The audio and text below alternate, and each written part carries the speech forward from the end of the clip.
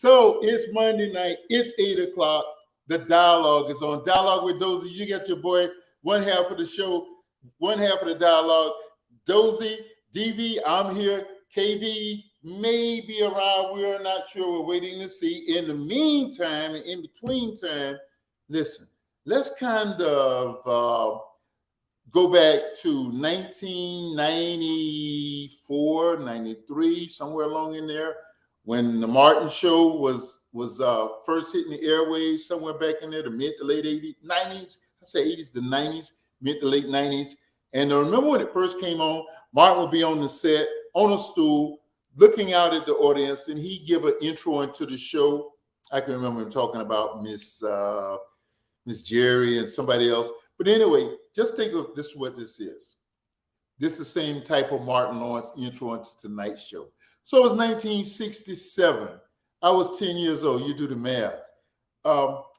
What turned out to be a hot, muggy funeral in Tampa, Florida. Our family convened there for the funeral of a family member. And afterwards, my dad, oh my gosh, when my dad and my uncle got together, they were like two laughing, I can't say hyenas, but they were hilarious. You could not be in their presence and not fall out hearing them laugh. Next thing I knew, they were doodling on some paper. We left Tampa that Sunday morning. We were back over that Tuesday for what turned out to be a cross-country trip from Tampa to LA and back, all points in between, which was an exciting trip. I ended up taking, the wife and I ended up taking our kids on similar trips. I can remember 3 big long trips we took. One was almost cross-country, when we lived near Chicago, out west and back. But they were exciting trips. I still have vivid memories of that trip in 1967, my first headache in Las Vegas on my 10th birthday. But when I saw my friend, who we met back in November on a celebrity cruise ship, on his Harley and biking across the country, and then stopping every day or whenever he decided to stop, sharing with us photos, telling us where he was, doing lives on Facebook and stuff like that. This shadow, we have to live through that. Man, it was like I was traveling across the country with them. So that's what tonight's show is about. We are going to relive Albert Dodd. He's an awesome brother. He's going to introduce him. He's going to tell what he does a little later. Awesome brother. Man, just our lives have been enhanced. And his trip took us across country and back. And I hope you're blessed through tonight's show. Albert Dodd, come on, man, and share with us. Share with our Facebook audience, our YouTube audience. You're on the dialogue, man. How are you, sir? I'm doing excellent, Dozell. I appreciate the opportunity to get a chance to speak to these wonderful groups of men and women. But I'm doing excellent. Well, Albert, listen, we're going to talk about it on the other half of the show, more explicitly what you do. But just kind of briefly introduce yourself, man. Absolutely. My name's Albert Dodd, born and raised in Fort Pierce, Florida. Graduate of Florida A&M University, English major, former English teacher. Now I'm a business owner. I run a financial firm at Primerica, and got 2 kids. Got one in college, one 20 years old, going into his junior year in college, and my 17-year-old is now a senior in high school. So we're excited. Definitely excited about them. Both of them are straight A students, and so I couldn't be more happy as a proud parent to see those young men become adults themselves. So Albert, I got to say this, man. You must have had those kids when you were in middle school, junior high school, whatever it was, because you don't look a bit over 30 yourself. So anyway, right. All right.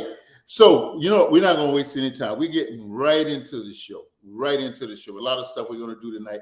Albert, tell us about your trip. Tell us what precipitated it, your routes, your planning.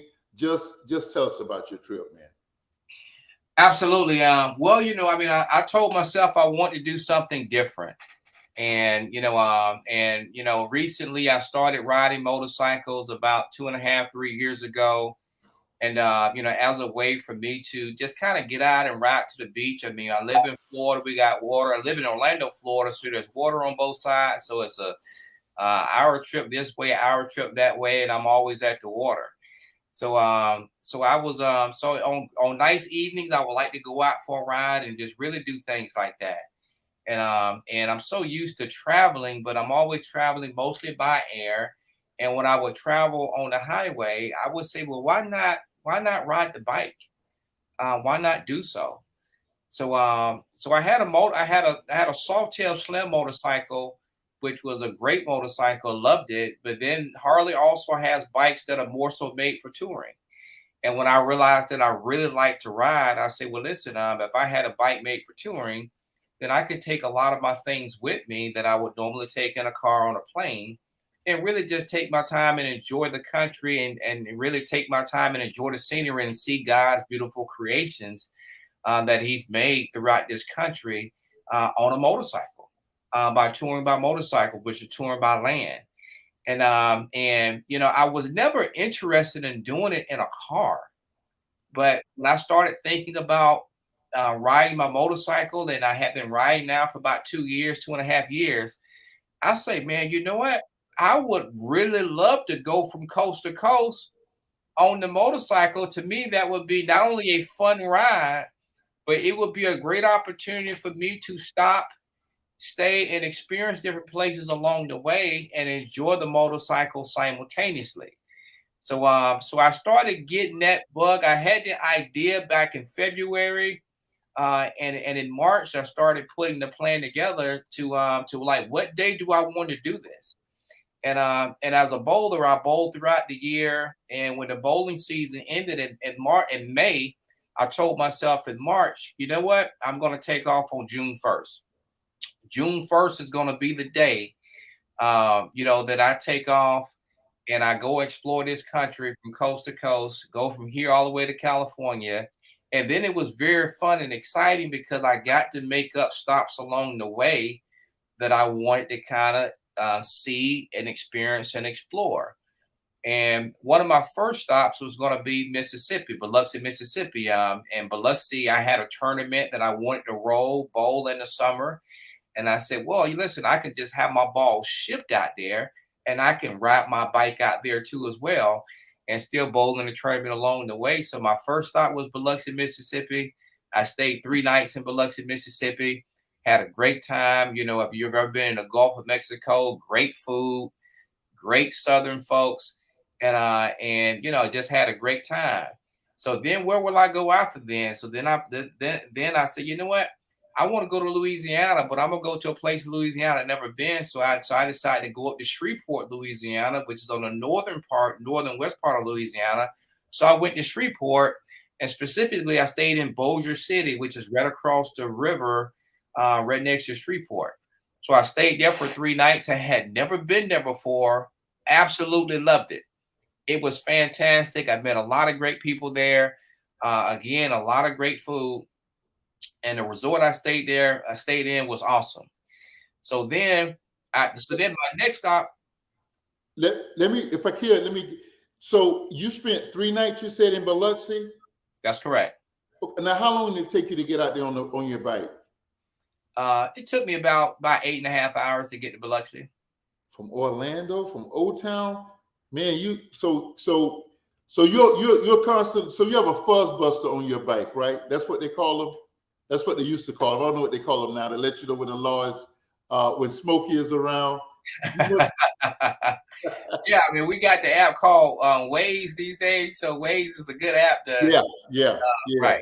That's right. So, what did you actually bowl while you were in Biloxi? I did. Wow, how'd you do? I shot the ball really well. I bowled doubles, and I bowled doubles with a partner of mine. I had a partner that actually drove out there. I told him I would meet him out there on my motorcycle.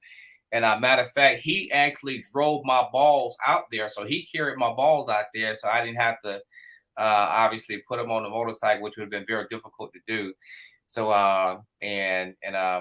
we shot the ball really well as a team, and we're looking to cash in that event. So that tournament has been going on for a few months because it was a big tournament, and that tournament just finished up in June, and we finished up in one of the cash spots in doubles.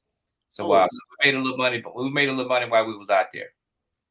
okay. So you're going to introduce pictures as we go along. So I'll just leave that to you. Let me back out so now we're in Shreveport. We moved on to Shreveport.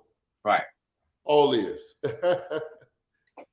Yeah, Shreveport was awesome. I mean, I had never been there before.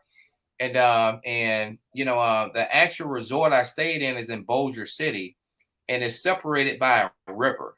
So you got one side is Bossier City, the other side is Shreveport, and I stayed at the Horseshoe Resort there, and it was beautiful beyond beautiful. I mean, you have everything on that river. You have Samstown, Margaritaville, Boomtown, the Horseshoe. You know, you got you know, everything is right there on that river. You got shops, you got shopping. So it was just, you know, a beautiful town to be in, a beautiful city, beautiful food, and the people there was absolutely great. And I enjoyed the people the most because I kind of got out and rode my bike around the city here and there, made some stops at different things, and then I ate a lot at the resort. But then I went to other resorts because they're all right there on the river. So at this point, are you like, man, I don't know if I'm gonna be able to make it this far all the way to my destination and return on this bike? Are you loving it? Where are you with the bike at this point? Well, that's a great question because when I left Biloxi to go to Shreveport, Louisiana, I ran into a lot of bad weather. So right around when I got in Baton Rouge, before I started heading up north, which is another 3 to 4 hours to get there, I ran into a lot of bad rain, and the rain it was picking up with wind. It wasn't just rain; it was wind and rain. Wow. So I kind of pulled over, and I had my rain gear. I put my rain gear on, and then it got kind of chilly, so I put some thermal gear on, and along with my rain gear, and I got back out there. So I was like, man, I mean, you know, in a car you got four wheels. On a bike, you know, it's just two wheels. So in travel with God's grace and travel and mercy, I mean, I just took my time. And matter of fact, I was passing cars that was pulled over or that slowed down and pulled over on the side of the road, and I was still on the bike going. How many miles of bad weather did you encounter on this stretch of the road? This stretch of the road, it never stopped. Oh, It was wow. it was the rest of the night. From Baton Rouge to Shreveport, you encountered this weather at night. Yes, yes, Wow. yes, at night, because the day I left, I still bowled in a tournament the day before, the same day I hit the road. So I bowled in a tournament that morning. I ran into that afternoon, so I didn't really hit the road until mid afternoon, and I had a 5 hour ride. By the time I left Biloxi and got to Baton Rouge, which was probably about an hour and a half, 2 hours into the trip. So for about 3 hours, it took me about maybe four and a half to maybe about 6 hours to really get about three and a half hours down the road because the weather was that bad. Wow, I can't imagine you fighting through that. I mean, I know your schedule was your own, but I can't imagine you. I mean, everything's got to line up perfect, you know, for a guy like me. If I was on a three-wheel bike, but hey, Right. hats off to you. I think actually when you were in, uh, uh, you went from Biloxi to Shreveport. I think when you were in Shreveport, I was in New Orleans because I was thinking you were coming up there the next week. Of course, you did a little differently. But I'm telling you, I followed you every step of the way. Every step of the way. How do you clean your bike when you get out of all of that inclement weather, the dust that you, I'm sure, encountered as you were coming from out west? How do you keep your bike clean and so forth? Listen, I had it cleaned a couple times. Absolutely. Actually, well, I kept a couple microfiber towels with me, you know, just in general. And you know, obviously, just when you're traveling, you're gonna hit a lot of love bugs. You hit a lot of, you know, a lot of debris, dust, and wind, and all those types of things. And a lot of times, you know, I mean, I mean, when you get hit with weather, that helps a little bit, but not much.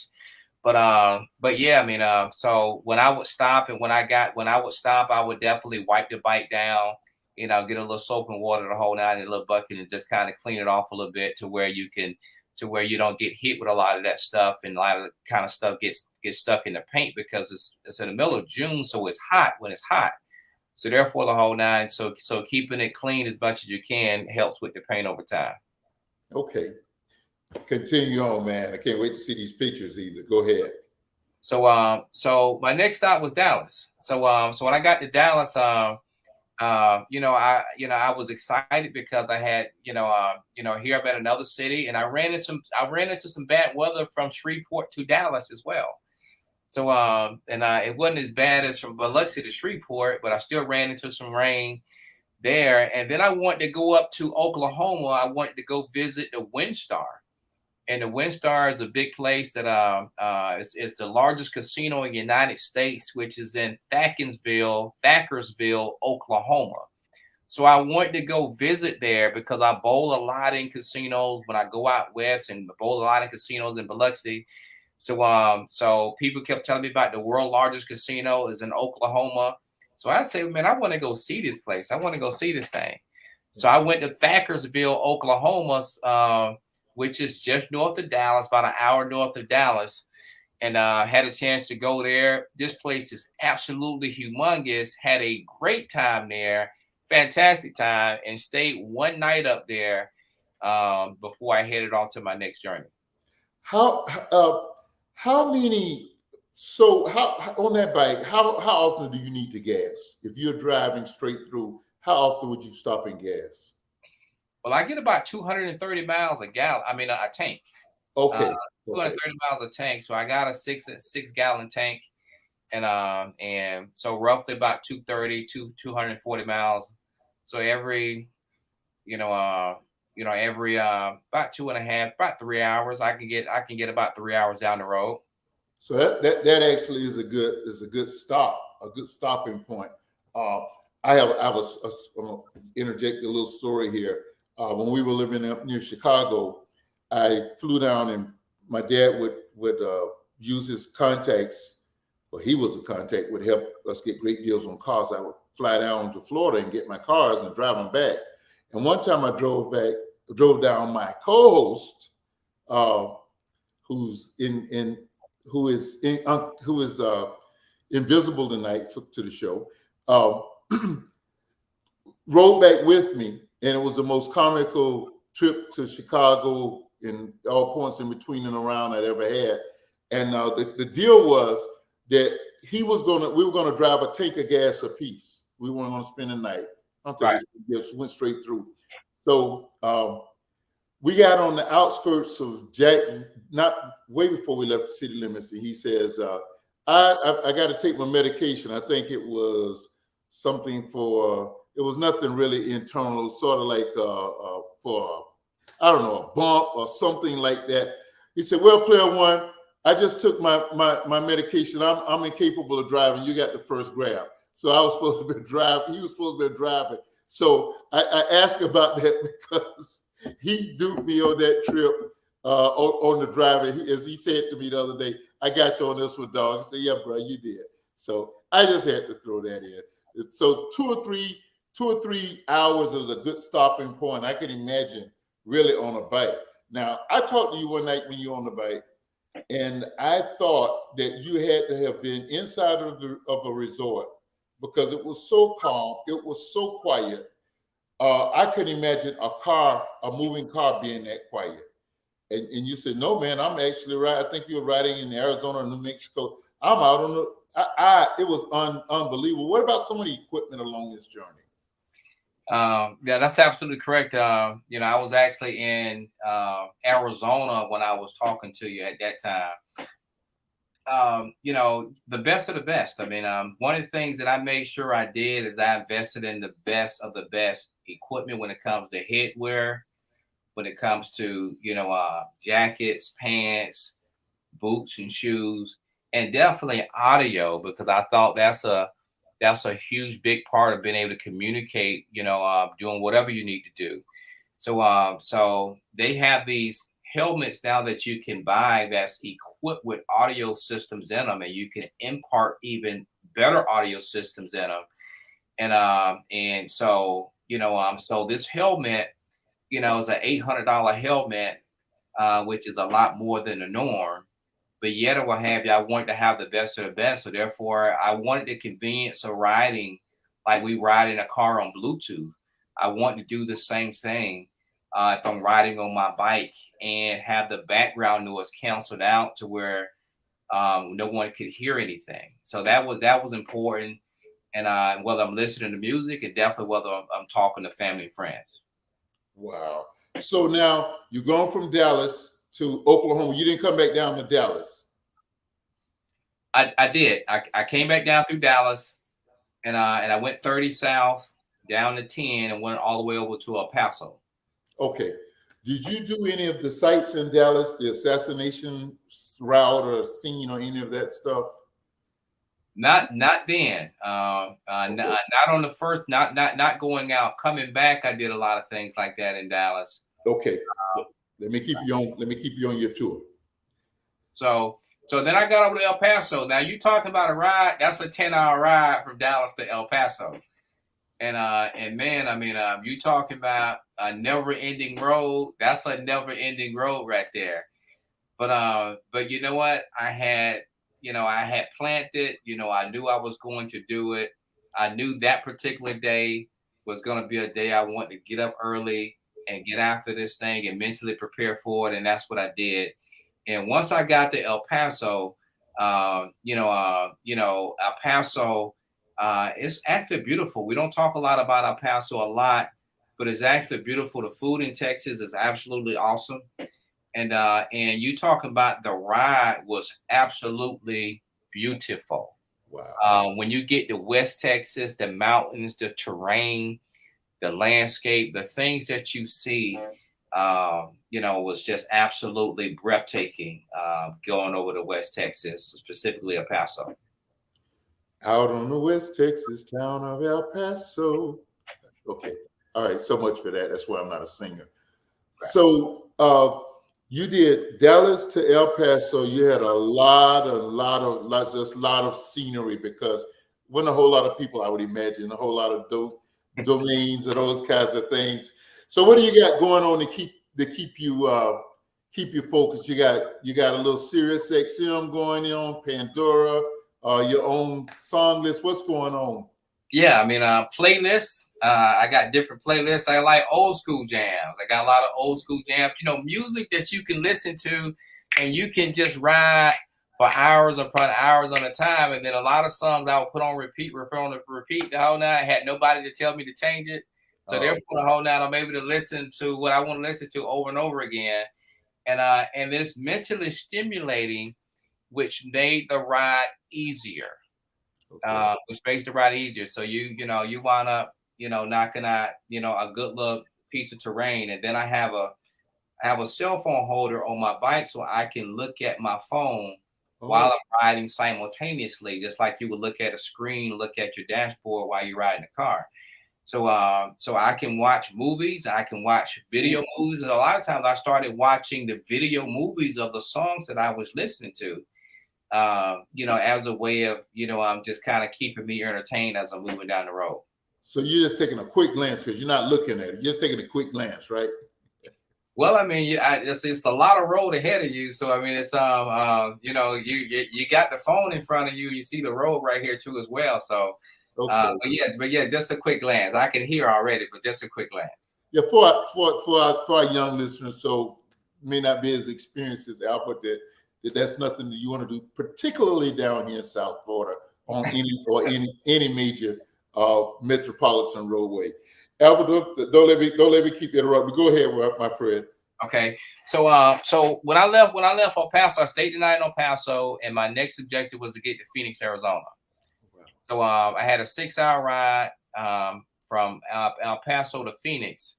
And from there I had to go up through the bottom part of New Mexico, and go through New Mexico, and that ride was more beautiful than the ride from Dallas to El Paso.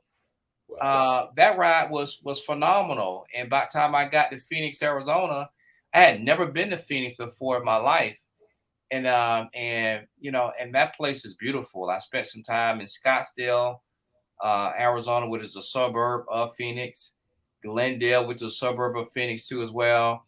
Had a chance to go downtown Phoenix where the Phoenix Suns play and the Phoenix Mercury play, and I had a chance to go to the mall.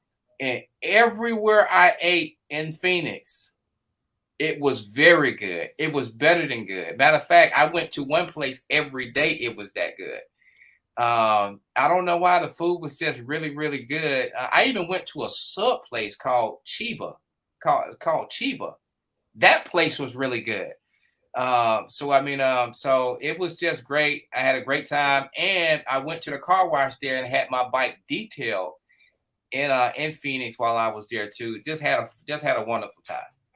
I'm so glad I just my wife and I just shortly returned. Wendy, we just recently returned from eating because I at this point would be pretty much starving hearing you talking about all the good delicatessens and all the good places you eat and everything. I'm sure I'd be quite hungry. We got to break it about a minute or two. How about Buc-ee's? Did you see many Buc-ee's along the route, along this route? Absolutely. Those places are phenomenal. I saw a lot. I saw several Buc-ee's. Even going out on I-10, heading out west. Those places are phenomenal. You're talking about, just massive, massive places where you can not only rest, but those places, I mean, you could go in there, take showers. I mean, you could do anything you want to do in there. I mean, those places are really, really set up for folks who want to take a break. There's campers in those Buc-ee's. There's a lot of different people stopping, and there's not anything you couldn't do at that stop when it comes down to rest, rejuvenation, and getting back out on the road. So those places are prepared and they're equipped for people that are traveling long distances. And of course, the food is great in Buc-ee's also. Somewhere along the line, they need to compensate the dialogue tonight for this free advertisement, free advertising. I need to say this about Buc-ee's. They're only in Florida as south as around Ormond, Daytona Beach, and there's another one up near 95 St. Augustine, right by the Golf Village. So, but I'm sure they're going to make their way down here. For you all who don't know what Buc-ee's is this, as Albert has just explained, is this phenomenal rest stop. It's amazing. I don't care what time. Oh my gosh, don't be there during the summer. But even in the winter, anytime that you're there, and the one further south here has, I mean, it must have what, 20 things of 20, not gas tanks. I mean, 20 islands. Gas tank islands, and people are parked all around, and they're in the gas tanks, and they're parked in front of the store. It is just an amazing place, and I'm sure you saw other places like that. Tell you what we'll do, Albert. We'll come here. We got you as far as Phoenix, Scottsdale, Glendale. You on your way to Vegas, and some great things happened with you in Vegas. Our friend was involved in that. We're on our way to that. We're going to take a short break, and we'll be right back.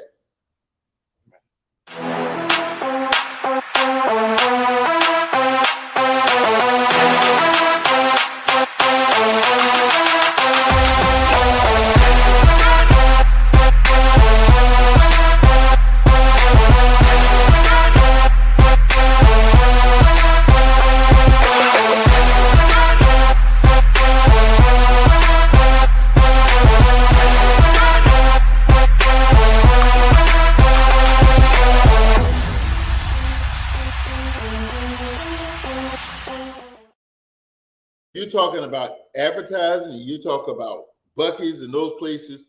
You talk about quality. That's what we're talking about tonight. My friend is traveling on a quality bag. He'll talk about it further. But quality is GoGigaWorld.com. They're the ones that make a guy like me look good. Amen.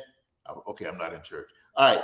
GoGigaWorld.com has all of your virtual needs knocked out, taken care of. They got all of your web design, all of that stuff. They got it. They do your marketing. They will fully set you up. Did I see Sounds of Blackness? Did I see Anthony Hamilton? Oh, there was a lady I won't say that she was the vice president when it first came up, but she sure did look like Sister Girl. So go gigaworld.com. The Toyas and Markia and company, they do a great job. Try them out. Just tell them the dialogue sent you. You might get a dime off, okay? All right. So is this part of the show when we do, are you serious? Governor Despicable gets that a lot. Dang, dog. Jar's been in that quite a bit lately. But we really like doing shout outs. We like doing shout outs. And tonight's shout out is to my brother, Bill McCormick. Bill is on a golf resort right now. He's just enjoying the fruits of his labor.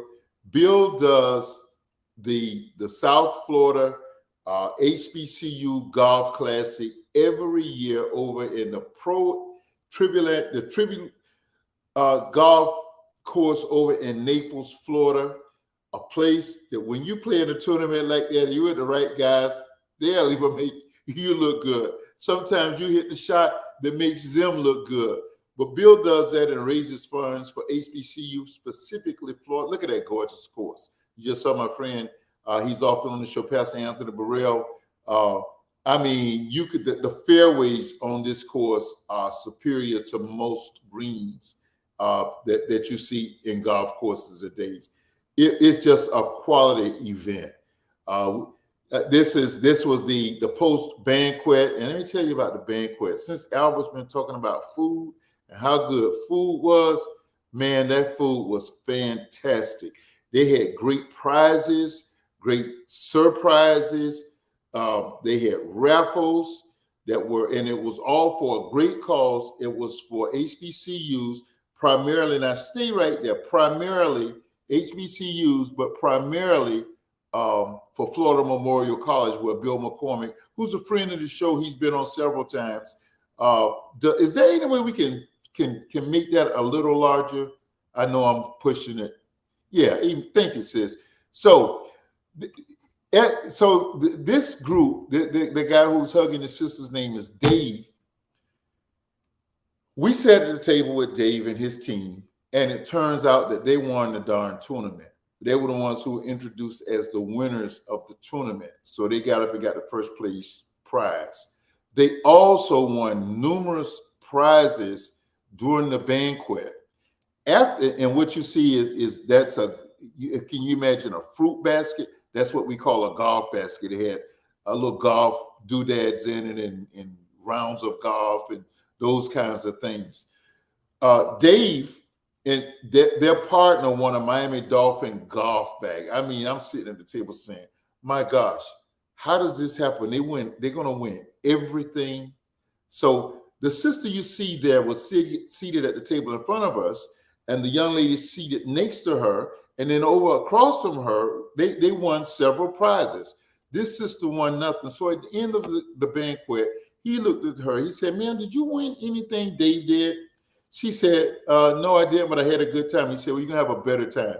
This is yours. And he presented her this prize of his, and he put his arm around her, and we had to snap that picture. So it was just a quality. Bill McCormick and his team does first-class work, and he attracts first-class people. I was glad to be a part of it. That's the championship. Those are the trophies. Next year, I'll be grabbing one of those first. Who is that guy? I don't know if he's standing correct, if his golf posture is good, but he sure had a good time. And the weather cooperated with us for the most part. Just a great time we had the other night. And this is the medallion, which is part, when you go to a golf tournament, they give you doodads, they give you a lot of stuff is promotional. This was just a memorabilia to remember the tournament. If you want to wear it as a chain, it'll be a pretty big chain, but it would definitely be a nice ornament in your den or in your office or somewhere to remember a great 6 or 7 hours over the Tribute Golf Course over in Naples, Florida. Now, I want to close this segment out, this shout out to Bill McCormick and his team. I want to close it with a video, and I'm going to let this young man explain it himself. My name is Jamel Stewart, graduate Bethune-Cookman University, 2005, class of 2005, man. Here at the HBCU Golf Classic at Dayton, man. It was awesome. Our team, unfortunately, came in second place. Also, and I had a couple raffle prizes, actually. I won the 50-50 raffle, $600, as well as we got a nice little basket. I won a golf club, and that was pretty much it, man. It was a wonderful opportunity. And do you pay attention to the preacher who you sat next to? I seen the preacher sitting in the corner, so I had to go sit next to him, and I did have to pay a time to him. That's your picture. So to give it to the congregation. That's your. So what's funny about this brother is that at the end, his team came in second place in the tournament, so they were rewarded with those trophies. He cleaned house with the prizes, and he got some great prizes. And the last prize was what they call a 50-50 ticket, where you get the ticket and half of the amount of money goes to the organization, the other half goes to the recipient. The first person was not there to clean their ticket. And when they was not there, he was sitting one chair over from us, one table over. He slid over to Pastor Burrell, was sitting between he and I. And so he slid next to Pastor Burrell. He says, I want to sit next to the man of God and see if that's going to help me win this ticket. No sooner than he said that, his ticket was called out. So when he won the money, when he won the prize, he brought Pastor Burrell for his congregation a portion which he designated a tithe. So it was that's the quality of people. It was a great tournament. That's next year, about this time. We'll get Bill on before the tournament next year. That's South Florida Golf, HBU Golf Tournament. Let's get back to my good friend Albert Dodd. He has some pictures to share and take us further along the trip. Go ahead, brother. Okay, and matter of fact, my next stop from Phoenix was Las Vegas, and wow. Las Vegas was that ride was even beautiful. It was the most beautiful stretch that I was on, which was from Phoenix to Las Vegas. That was the most beautiful stretch that I was on. So it got even better. I thought Dallas to El Paso was great, and it was. I thought from El Paso to Phoenix was great, and it was. But it was not as good as from Phoenix to Las Vegas, Arizona. You get a chance to take that trip on land, please do that. You will have a bunch of pictures. You'll be glad you did. But when I got to Vegas, I did a video in Vegas, just to keep folks posted, family and friends alike, that I had made it to Las Vegas. So we could bring up that first video of me making it to Las Vegas and really giving a shout out, posting that on social media. Greetings from the beautiful city of Las Vegas, Nevada. Man, I made it to Las Vegas all the way from Orlando, Florida on my beautiful 2022 Road Glide Limited. Man, what a beautiful ride along the way. We live in a beautiful country. I encourage everyone to get out and see it on the road and not just through air. But listen, don't let nobody tell you what you can't do or what's too big. You can do anything that you put your mind to. You can live your life as big as you want to live it. All you got to do is delight yourself in Him. He'll give you the desires of your heart. And in all that you do it in faith. Do it knowing that you gonna make it happen. Peace out. Amen. Amen. I didn't know you appreciate Albert. Amen. Too often times we allow other people to control our lives by listening to what they think we can or cannot do. And you got to take ownership of your life and ownership of what's inside your spirit and go live. Your only limitations is what you can conceive yourself doing in your head. If you can see yourself doing it, if you can see it happening, then you can actually do it. If you believe you can. Just like if you believe you cannot, then you're probably right too. You would never outperform your belief level. And I believe that I could do it.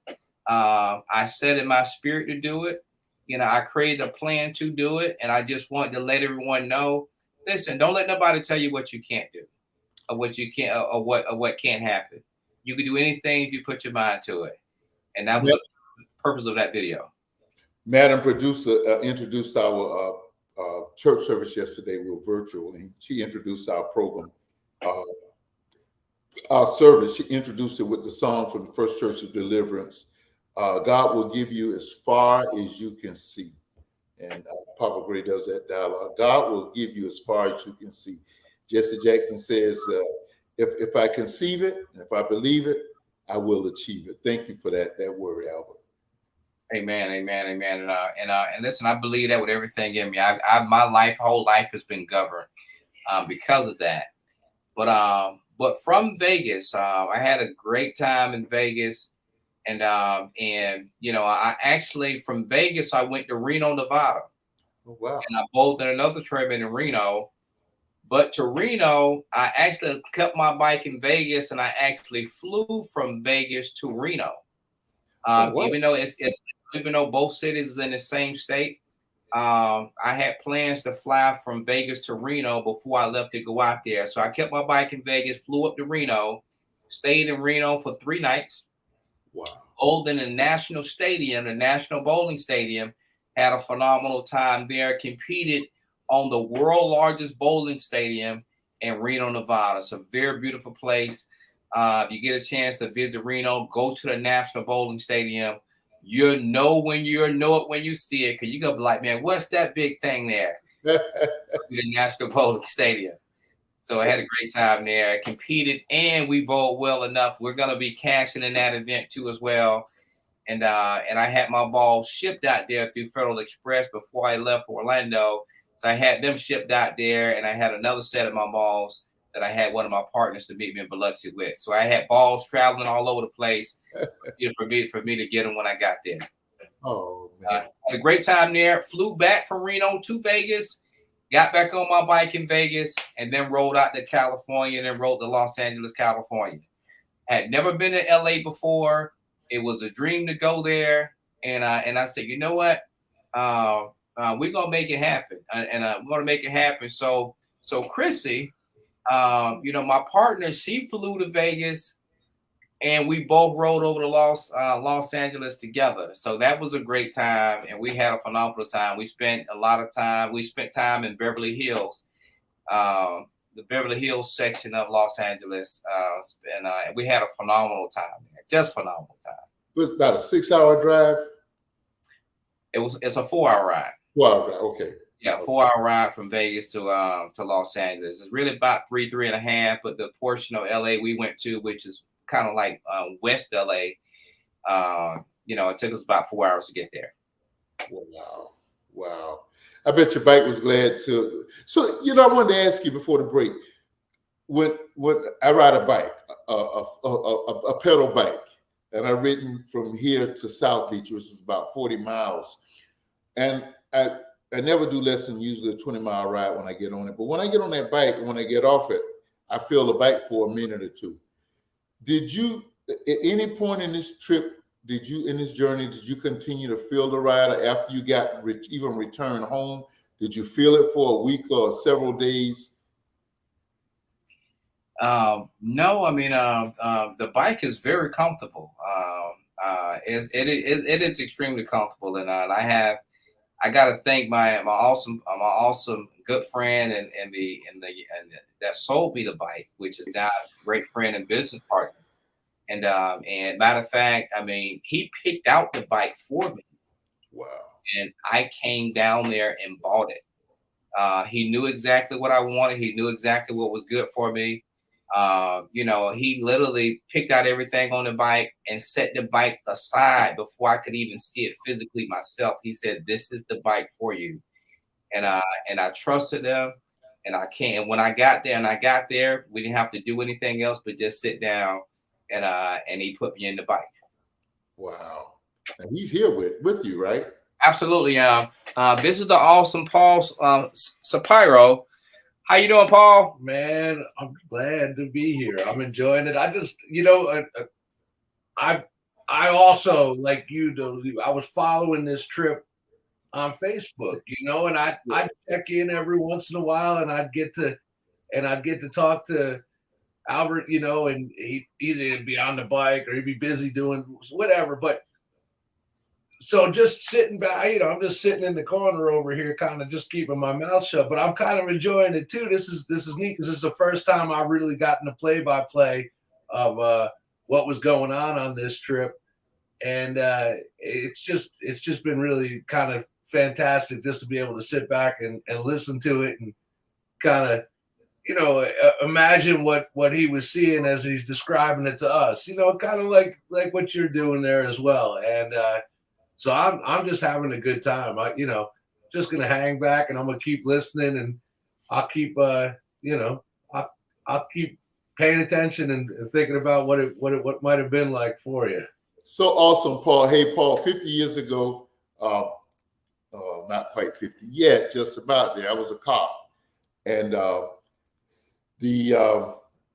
all I ever wanted to do was be a detective, and I was being transferred out of the detective bureau to another specialized assignment. And the chief said to me, he said, "I almost put you on the bike squad. I almost put you."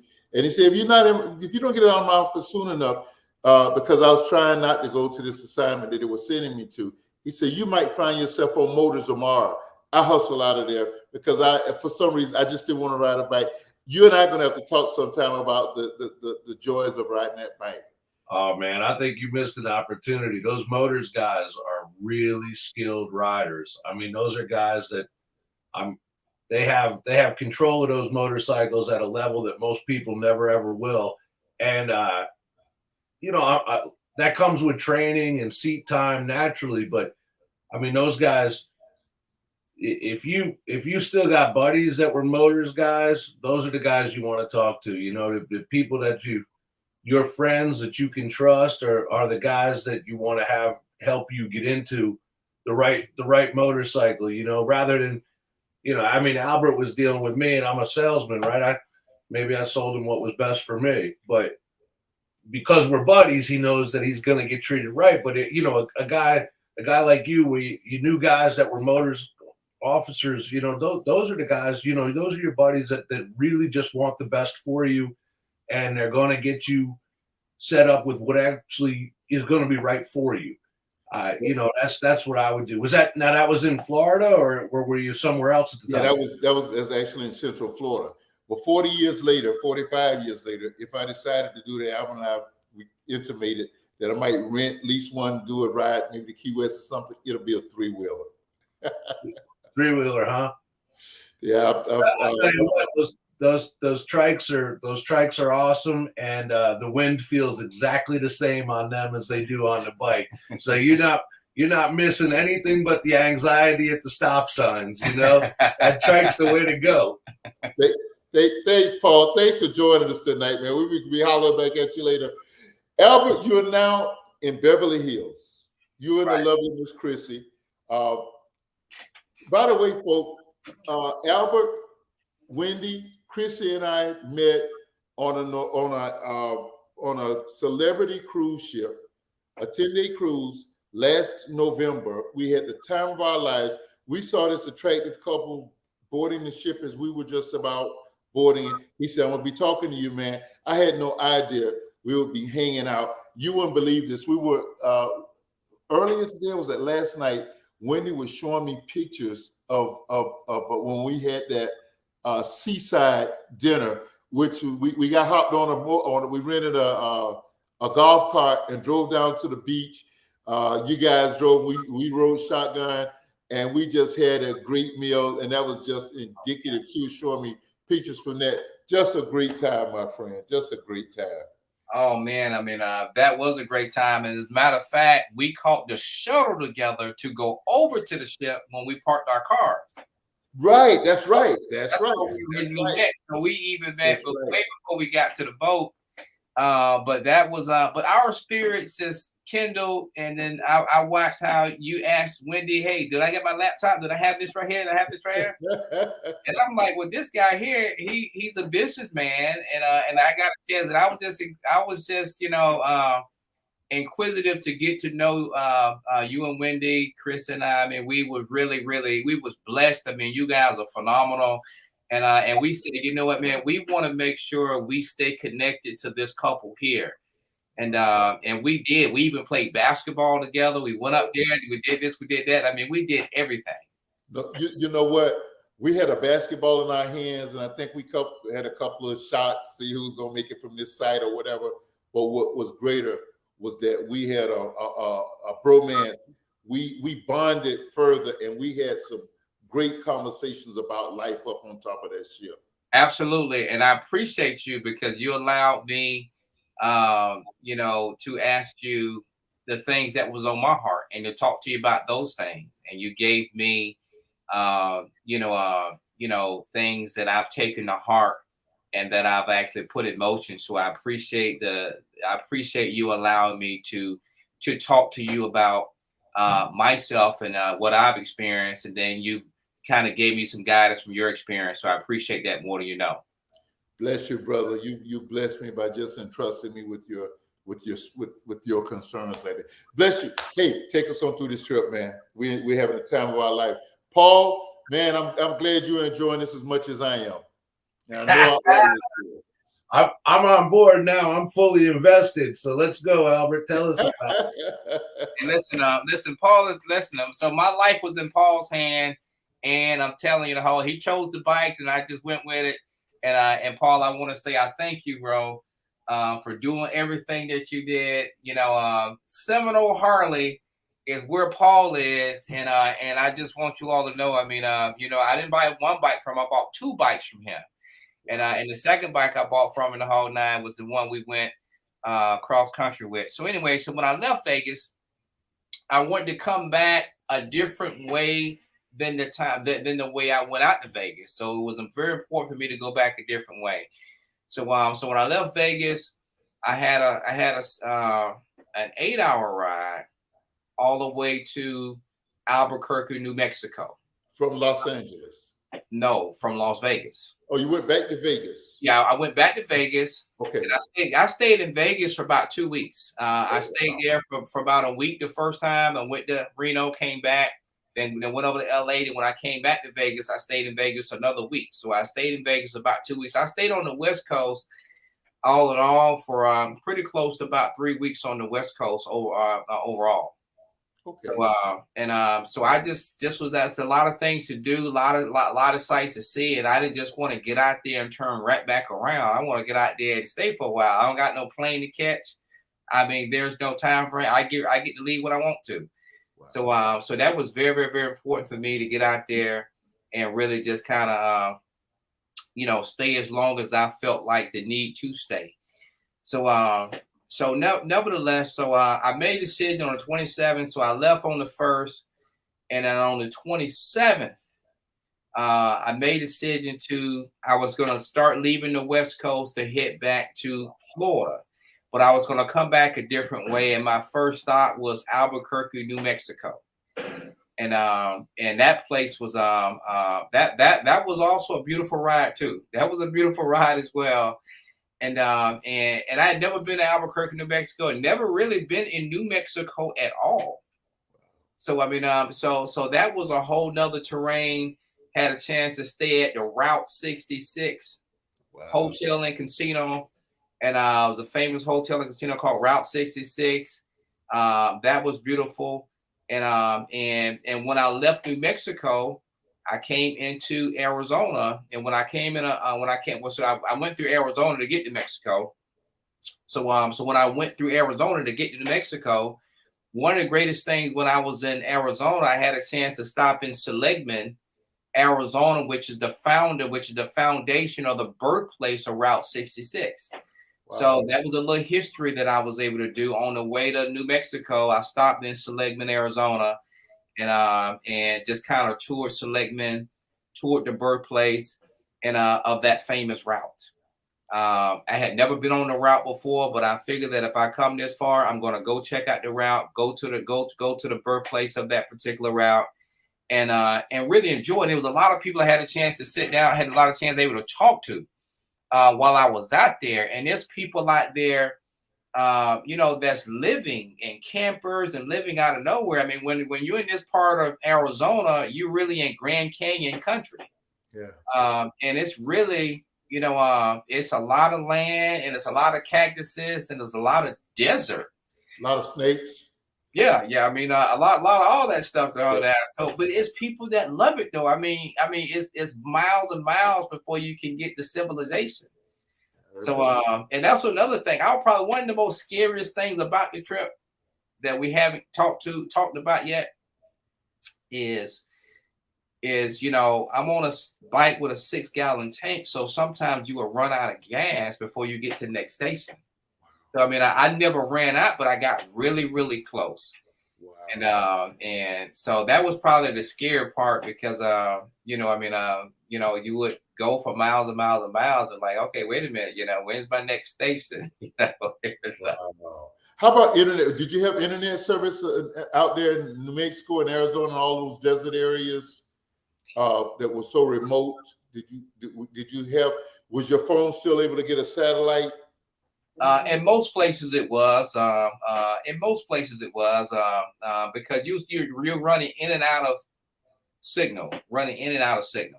Okay. So I mean, it's there's civilization out there, but sometimes it's 20, 30 miles in between, other places.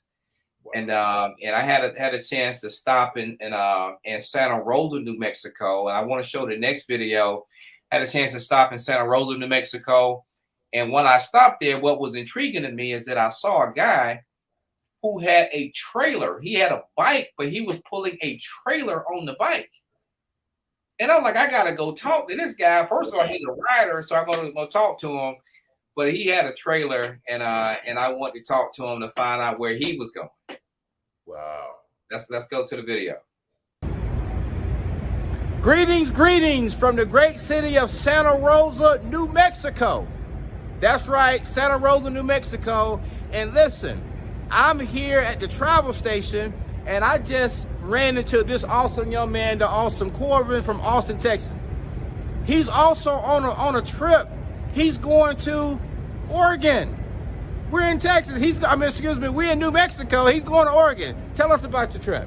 Well, I decided I needed a time away from work, so I took 2 weeks off, and I'm heading up to Hills Canyon, Oregon. That's just my destination. I'm on no itinerary. I got 2 weeks. I got 2 weeks to get there and to get back. If I make it, great. If I don't, well, I still spend 2 weeks on a motorcycle. Listen, he's going to make it, but I want to show you his motorcycle here because he has a trailer. He has a trailer hooked up to his motorcycle. Look at this.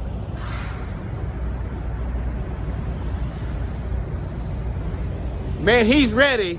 Got camping gear in the trailer. He's doing camping in Hills Canyon, Oregon. And man, I want to let folks know that, listen, that there's bikers out here living life, traveling, and really have no time schedule. No time schedule. That's the best way to ride and see the country.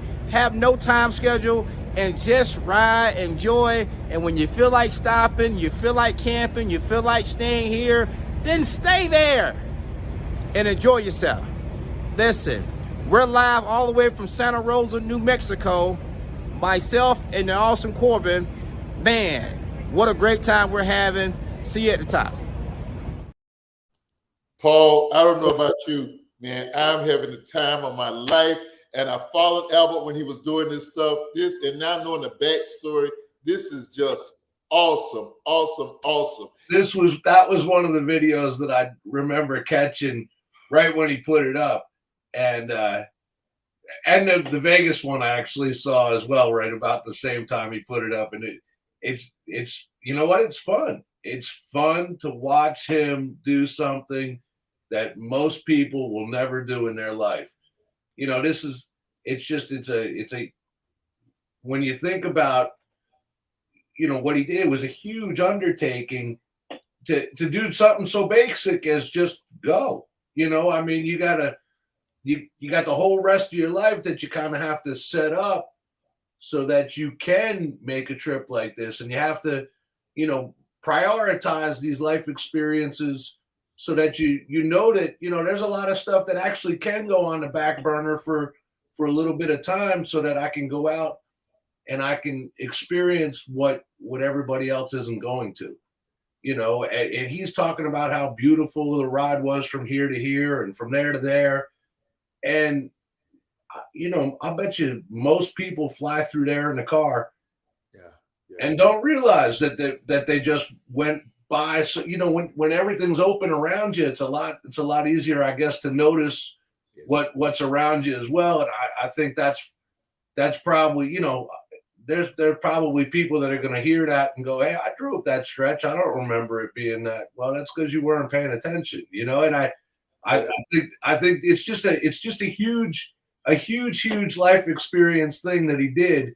And you know, I was jealous before he left. I'm jealous now that he's back. You know what? I just think it was incredible. You know, it's incredible. Hey, Paul, I understand how easily it would be to be jealous, but we can't even allow hate to run into this. So this is such a great experience. This is a great. Let me just tell everybody in Dozell land out there, and I know a lot of you are over there on YouTube, and if you're over here on Facebook, leave us some comment. We want your comments on the show. I see some of you all are hitting the like buttons. Leave us some comments. Ask Albert some questions. Ask Paul some questions. And do the same thing on YouTube. We'll get back to you retroactively, even from YouTube, from that forum. I got to tell you this. Normally the dialogue is off, and we've really worked hard that we're off. We're 8 to 9 p.m. Eastern time. This is so good tonight. I beg, Madam Producer, to grant us a couple of, you know, like three more nickels, like 15 after. And she said, go ahead, I'm enjoying it. So we're going right ahead. Keep on, Albert. Keep it on. Keep on, bro. Well, listen, so now I'm in Santa Rosa, and I'm on my way to I'm actually on my way to Texas. So from New Mexico. So and so I had a friend of mine. My goal was to go to Dallas. So I mean, so Dallas was going to be roughly about a 10-hour ride from Albuquerque. So I was in Albuquerque, then I stopped in Santa Rosa when I left at Albuquerque to get gas up, get some rest, and stay hydrated. Met the guy, did the video.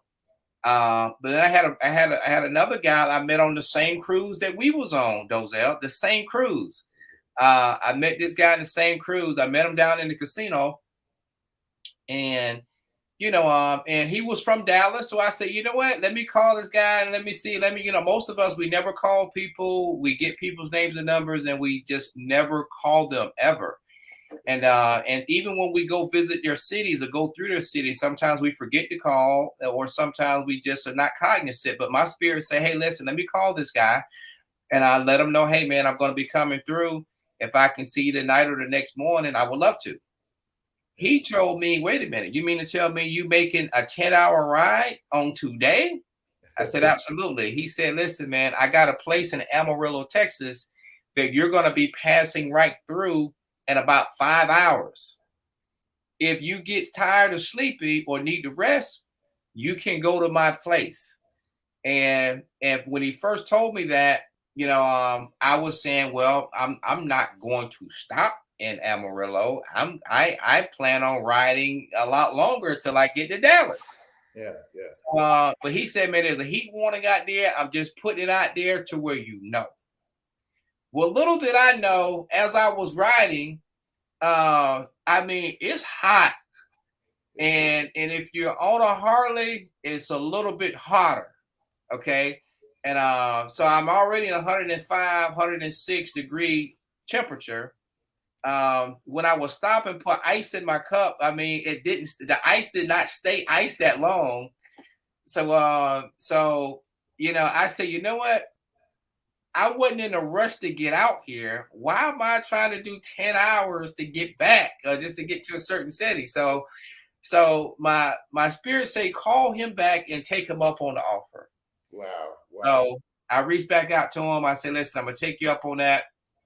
By the time I get to Amarillo, I will need to stop, rest, get off my feet. And I just come to Dallas the next day. He said, say no more. You know, he has a sister-in-law that lives in Amarillo. He had her to come meet me with the key at his place. and I was appalled what I saw and what I experienced when I got there. Wow, wow, wow. Tell us about it. Listen, this man has a 26,000 square foot penthouse in downtown Amarillo. Now, he didn't say none of that when I talked to him. He just said, I have a place that you can stop to and rest. So I'm like, okay, traditional apartment that's maybe not for rent, or a home that's not for rent. Didn't matter the whole nine. I was appreciative of whatever it was. And because the main thing for him is to, hey man, you don't have to do the whole drive by yourself or in one day with this heat like that. So when I got there, his garage, he has a 50-car garage downstairs. I mean, it's like, and it's the thing. I mean, like, what I was thinking, that he has a place in the building. This guy owns the whole building. He has the whole building. And he gave me the key to the whole building. And when I talked to him, he said, bro, if you want to cook, I got everything in the fridge, beer. I got soft drinks, this and that. There's food in there. If you want to laundry your clothes, you can use that. He said, matter of fact, I would, man, sit in the tub. Like, he has a jacuzzi tub. He said, man, get in the tub and relax. And matter of fact, and you stay in my room, not the guest room or the kids' room and all kind of stuff. I want you to stay in my room. So, and this is a place that he only comes to when he's in Amarillo. So, I mean, it was just mind-boggling. It was mind-boggling, what he had and me being there. And I just said, man, you gotta be kidding me. You gotta be kidding me. And, he was like, man, and I actually, he was like, man, you can wash your bike in the garage. I got all that stuff in there for you. He said, take your time, and said, if you want to go get something to eat, you can. You want to order something, you can. If you want to cook something, you can. He literally just laid out the red carpet. And I'll say, man, I mean, this man that know me from a can of paint outside of us meeting each other on a cruise. And now, now he's opening up his home.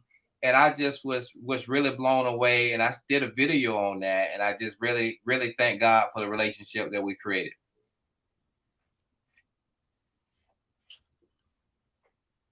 Let's see that video, Madam Producer. So I don't think I sent that one to her, but I can send that one though.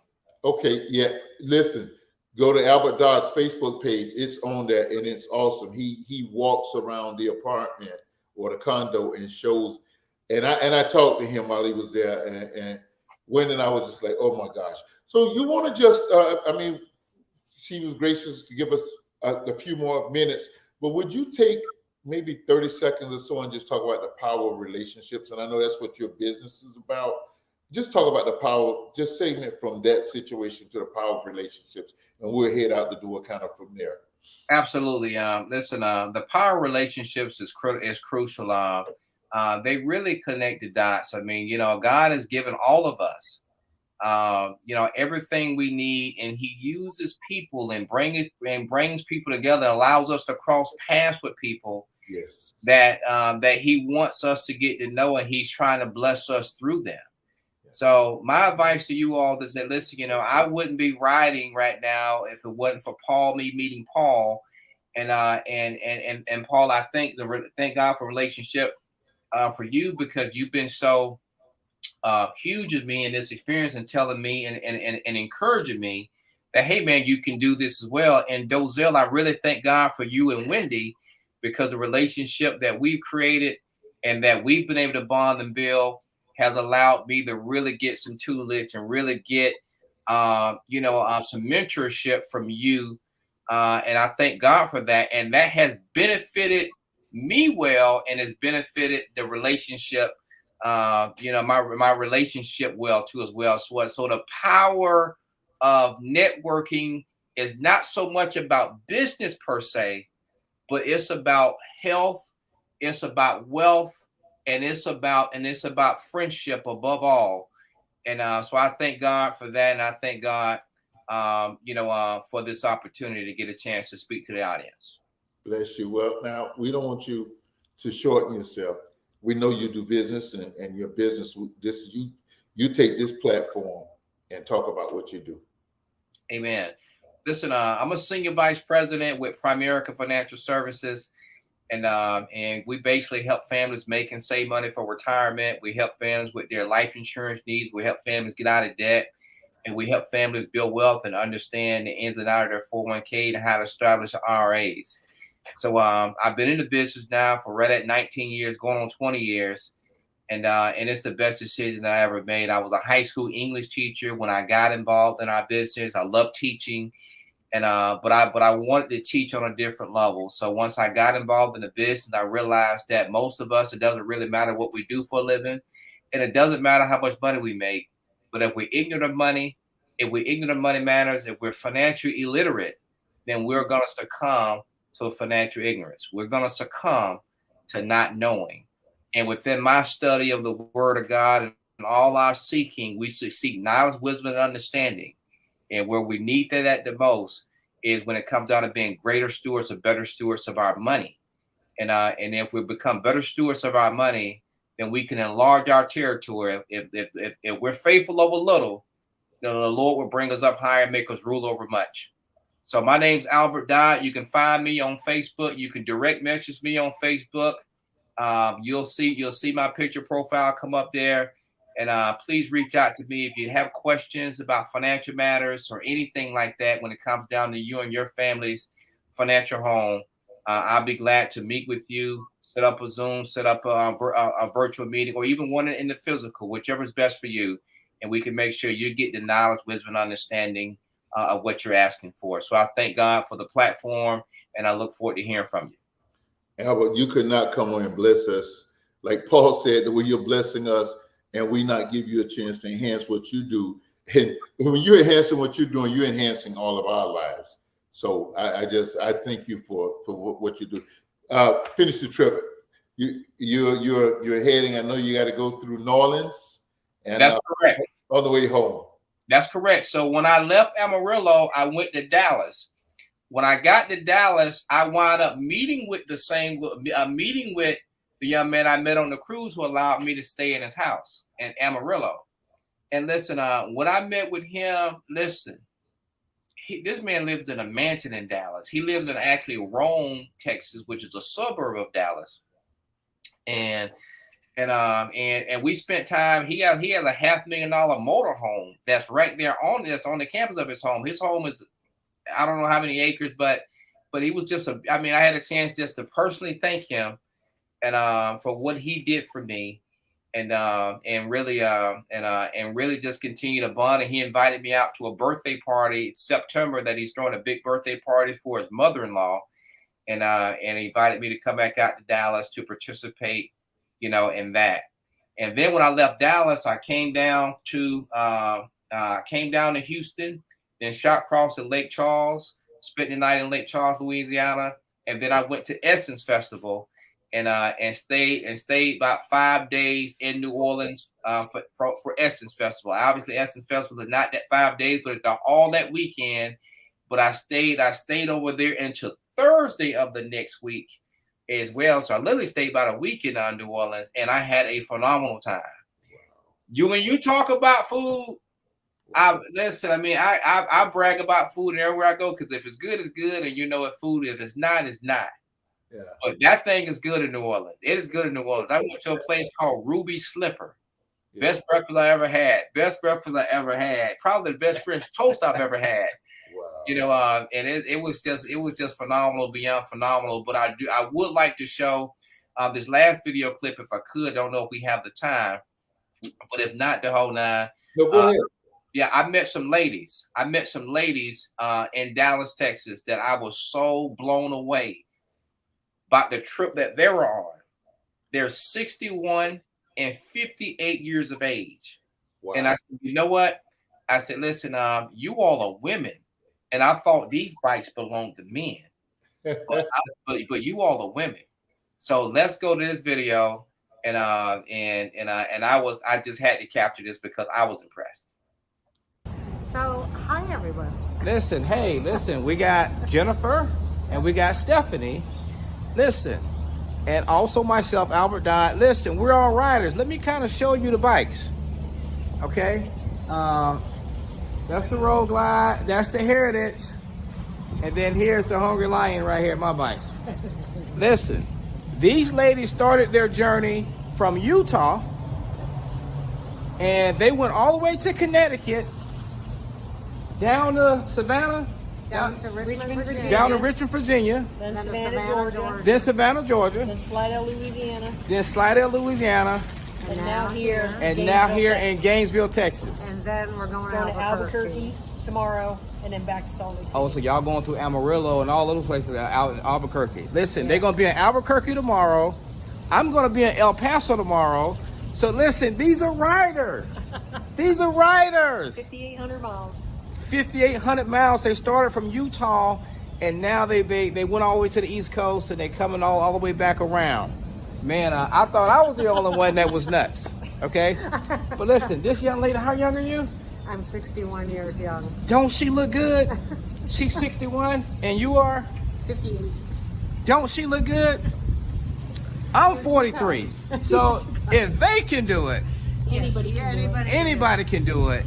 Man, it's a pleasure to get a chance to meet you, ladies. Nice to meet you. I love riders. I just started riding a couple years ago, and listen, I was down in Dallas having an early dinner with one of my good friends. I said I need to get on up here and get checked in, and those types of things. But listen, you all are awesome. When I saw these bikes, you all automatically assume, oh man, so some other men bikes to hold on. Yeah. But these are ladies riding, okay?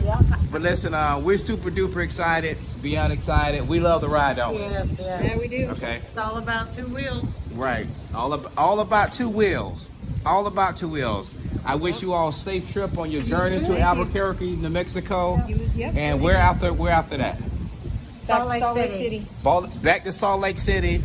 Me, El Paso. After El Paso, I'm going to Phoenix, Arizona. After Phoenix, I'm going to Las Vegas. And after Las Vegas, I'm going to LA. There you go. Okay. You just be safe. Listen, thank you. I would definitely do that. Peace out. What a pleasure it is to meet Stephanie and Jennifer. They're some true bikers, okay? It's not about the men. It's about what you got on the inside. And these ladies are riders. Peace out. Shiny side up. Paul, too much fun, man. Too much fun. You know, I'm never ever surprised when people are nice to Albert because of the way he treats people. That's right. You know, he'd be like, "Wow, you wouldn't believe it. These people are so nice," and I'm like, "No, I would totally believe that people are nice to you." You know, it's just it's fun watching him talk to people. Absolutely. Amongst his many other skills. Yeah, I mean, we steamrolled right over the fact that he's bowling at a pro level and taking home money everywhere he goes. Bowling and going to casinos. As a superstar. Awesome. Albert, you got any finishing touches you want to do as you arrive back to Orlando?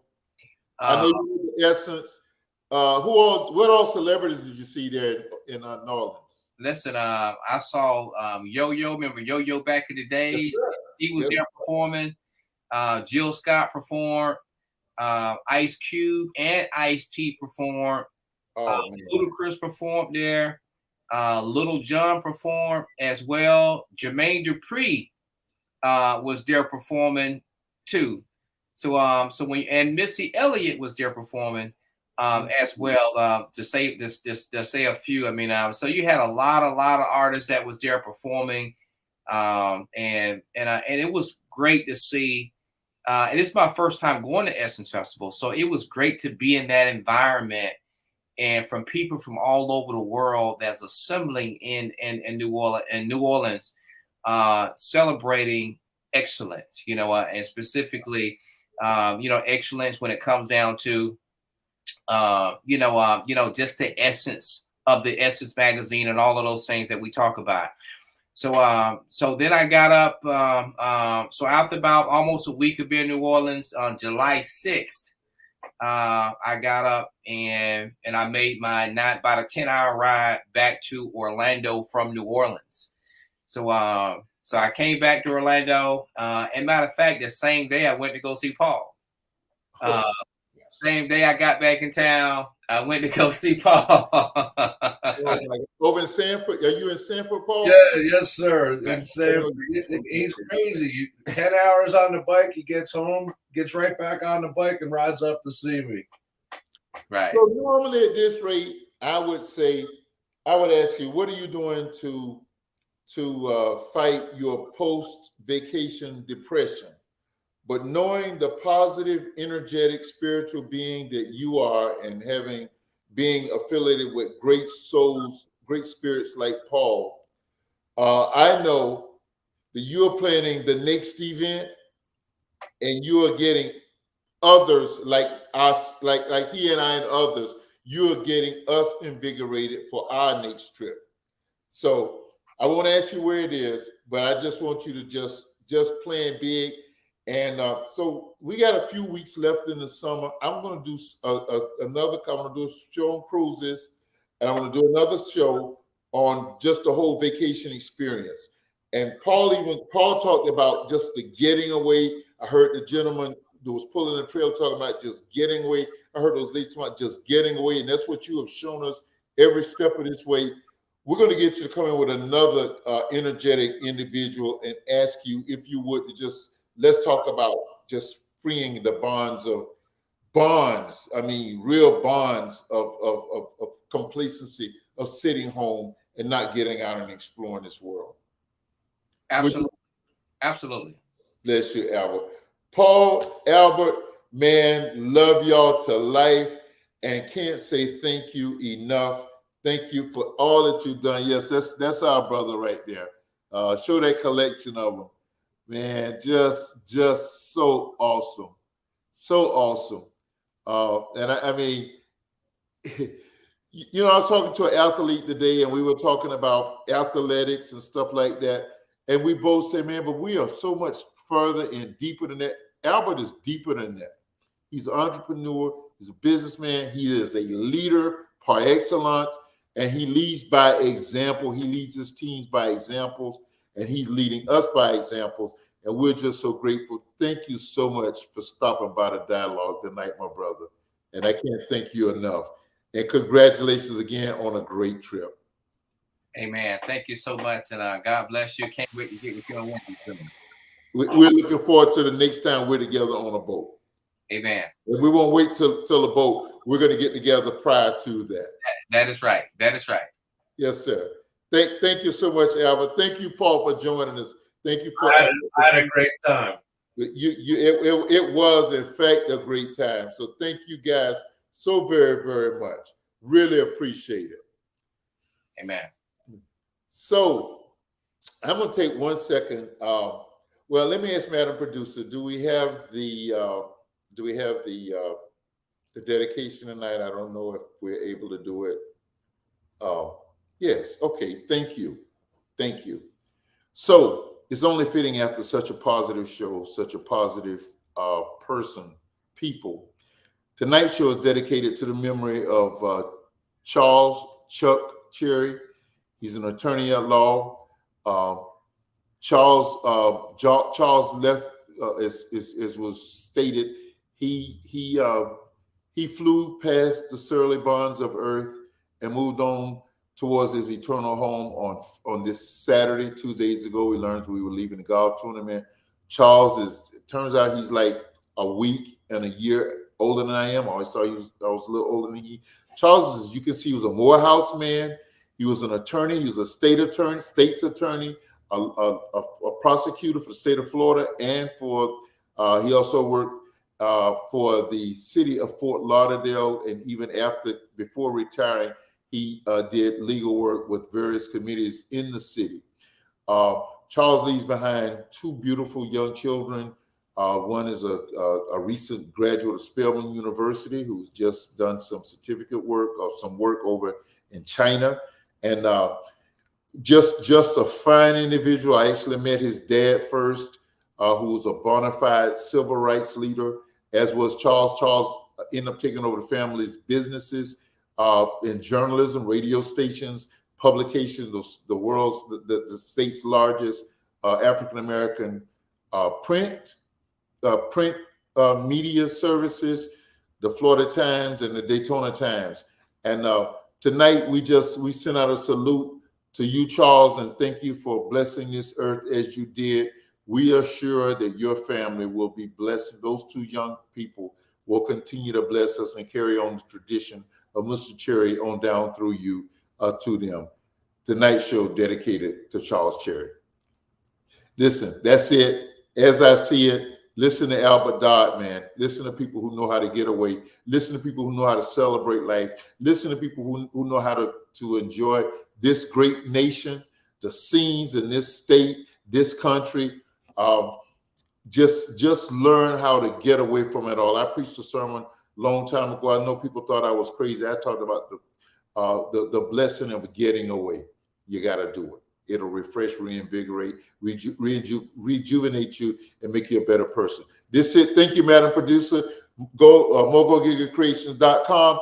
Albert Dodd, you rock, man. God bless. Dialogue with Dozell. We'll see you next Monday night. We'll be here.